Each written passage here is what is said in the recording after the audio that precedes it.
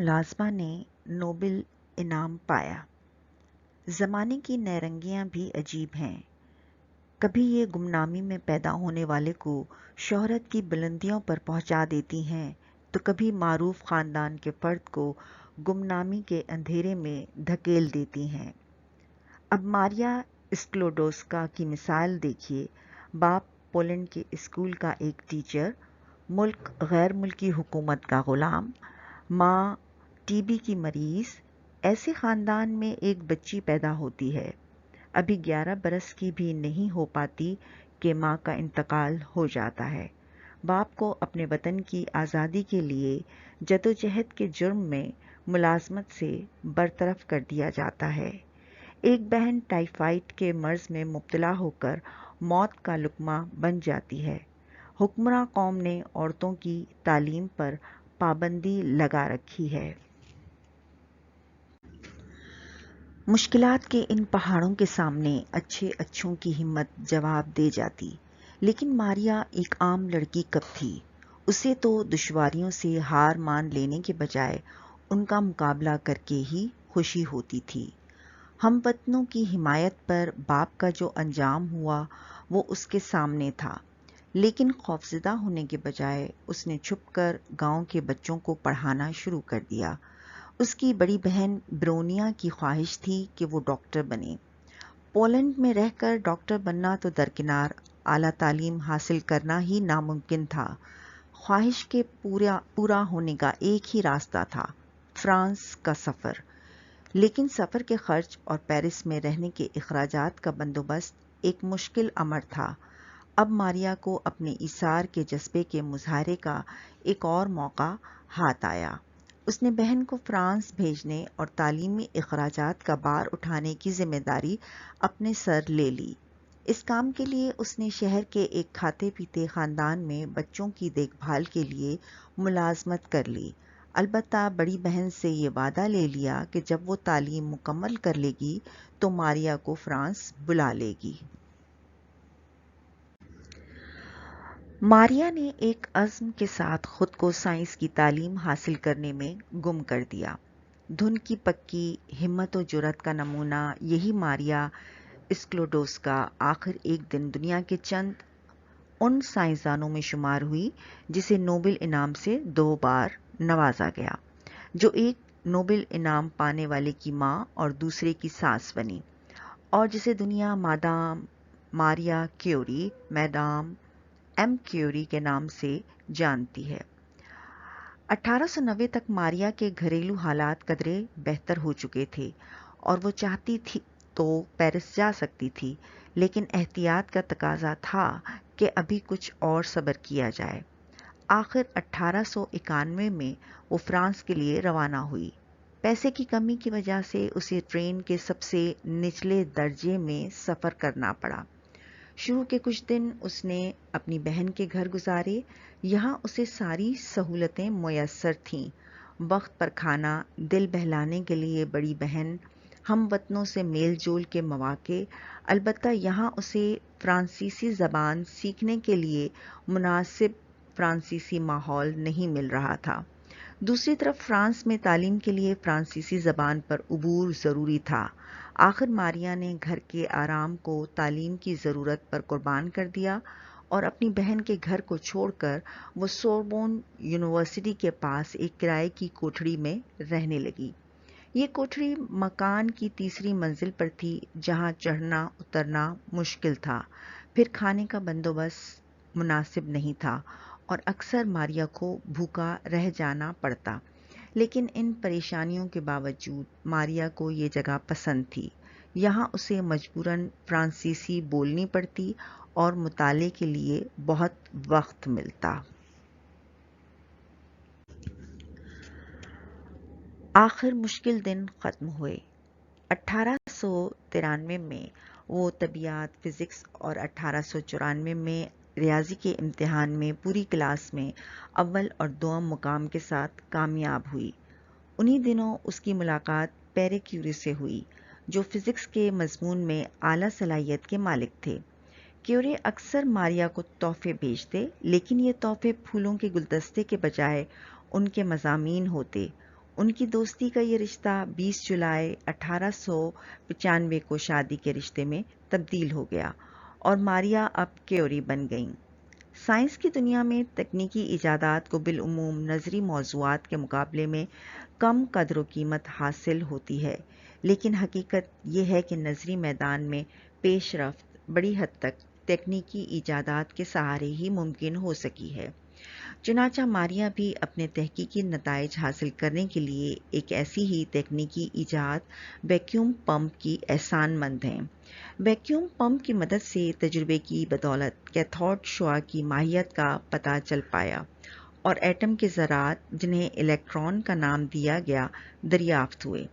Electron باہم پیوست ہو کر آخر کیوں کر ایٹم کی صورت اختیار کرتے ہیں؟ تجربے اور جستجو کی اسی راہ پر چل کر ولہلم رونٹجن نے ایکس رے کی دریافت کی اور اپنی بیوی کے ہاتھ کی اندھیرے میں ایسی تصویر کھینچی جس میں صرف ہڈیاں اور انگلی کی انگوٹھی نظر آتی تھی۔ سائنس کی دنیا میں اس تصویر کا مقام مونالیزا کی تصویر سے کم اہم نہیں۔ طبیعیاتی تحقیق کے میدان میں یہ وہ دور تھا جب شعاعوں کی ماہیت کو سمجھنے کی کوشش سائنسدانوں کا مرغوب مشغلہ تھا۔ ماریا نے بھی اسی میدان میں مزید تحقیق کرنے کا ارادہ کیا۔ میاں بیوی نے تابکاری کے اس نئے عنصر کی مناسب مقدار حاصل کرنے کے کام کو روایتی ڈھنگ سے کرنے کا فیصلہ کیا۔ انہوں نے بوہیمیا کی کانوں سے یورینیم کی چھنی ہوئی کئی ٹن راکھ حاصل کی اور اس میں سے نئے مادے کے علیحدہ کرنے کا صبر آزما کام شروع کیا۔ اپنے اس کام میں دھن کے پکے یہ دونوں سائنسدان 4 برس تک لگے رہے۔ اسی دوران ماریا کی بڑی بیٹی ایرین پیدا ہوئی۔ اپنے تجرباتی کام کو یہ دونوں سائنسداں اپنے مکان کے صحن میں ایک شیڈ کے نیچے کرتے تھے، اور یہ شیڈ اتنا خراب تھا کہ اس میں سے پانی ٹپکتا رہتا تھا۔ ماریا بالٹی بھر بھر کر راکھ لاتی اور اسے بڑے پتیلے میں پکاتی تھیں۔ پیرے کیوری حاصل شدہ فضلے پر تجربہ کرتے۔ چھت میں دودھ کش دھواں دان نہ ہونے کی وجہ سے پکاتے وقت نکلنے والی گیس ان کے جسم میں داخل ہو رہی تھی۔ لیکن دونوں اس کے مضر اثرات سے بے خبر تھے۔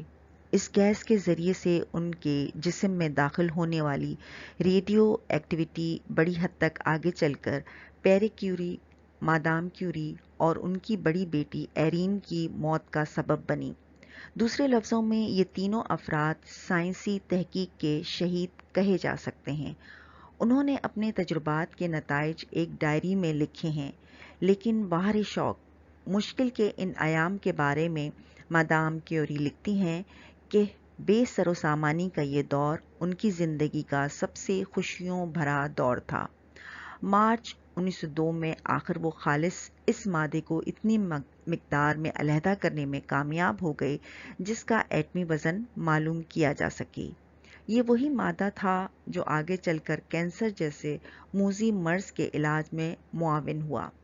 نوبل کمیٹی نے میاں بیوی کو 1903 میں ان کی اس تحقیق کے لیے نوبل انعام کا مستحق قرار دیا۔ ان کی یہ دریافت نظری طبیعیات کے میدان میں ایک سنگ میل ہے۔ اب یہ بات صاف ہو گئی ہے کہ ایٹم کے اندر ایک قوی عمل واقع ہوتا رہتا ہے۔ اس سمت میں اور زیادہ تحقیق کی بدولت رودرفورڈ نے گاما اور بیٹا شعاعوں کی نشاندہی کی۔ سچ ہے، انسان میں اگر سچی لگن ہو تو غلامی کا ماحول، سہولیات کی کمی، صبر آزما حالات، یہ سب چیزیں راہ میں رکاوٹ کے بجائے کامیابی کی منزل کا زینہ بن جاتی ہیں اور ہم اپنی منزل مقصود تک پہنچنے میں کامیاب ہو جاتے ہیں۔ ماریا کیوری کی زندگی ہمارے لیے ایک ایسی ہی مشعل راہ ہے۔ شہاب الدین انصاری۔ مرکزی خیال۔ مصنف شہاب الدین انصاری نے اس سبق میں بتایا ہے کہ انسان کی سچی لگن، برداشت اور دھن کا پکا ہونا اس کے مقصد کے حصول میں کامیاب بناتا ہے، جس سے اسے زندگی میں اور مرنے کے بعد بھی اعلیٰ مقام ملتا ہے۔ محاورات، معانی اور جملے۔ ہمت جواب دینا یعنی طاقت یا ارادہ ٹوٹنا۔ مسلسل بیماری کی وجہ سے اب میری ہمت جواب دے رہی ہے۔ بار اٹھانا، وزن یا ذمہ داری اٹھانا۔ مہنگائی اتنی بڑھ گئی ہے کہ گھر بھر کا بار اٹھانا ایک آدمی کے بس کی بات نہیں رہی۔ دھن کا پکا ہونا یعنی ارادے کا پکا ہونا۔ مقصد حیات حاصل کرنے کے لیے دھن کا پکا ہونا ضروری ہے۔